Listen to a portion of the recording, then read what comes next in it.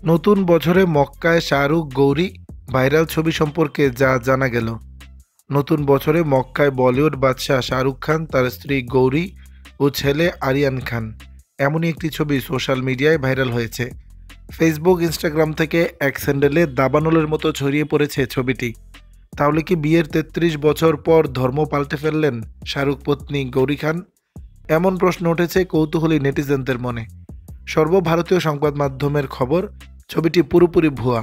শাহরুখ, গৌরী ও Aryan deep ফেকের শিকার।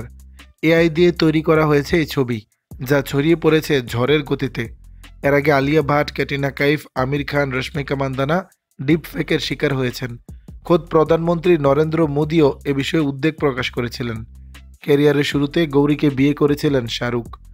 পরিবারের অসন্তোষ সহ্য করেই উঠতি অভিনেতার গলায় মালা দিয়েছিলেন গৌরী। বলিউড যেখানে সম্পর্কের ভাঙাগড়া চলতেই থাকে, সেখানে শাহরুখ গৌরীর সংসার আজও অটুট।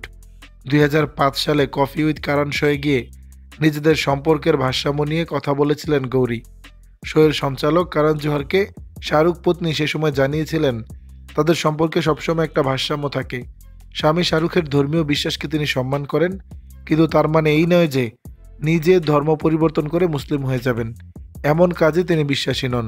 গৌরীর মতে, প্রত্যেক মানুষের নিজের বিশ্বাস অনুযায়ী ধর্ম পালনের অধিকার আছে। এক্ষেত্রে পারস্পরিক সম্মান থাকা বাঞ্ছনীয়। শাহরুখের ৩ ছেলে মেয়েও এভাবেই বড় হয়েছে। আরিয়ান, সোহানা, আব্রাম যেমন ঈদ পালন করেন, তেমনি উদযাপন করেন দিওয়ালি।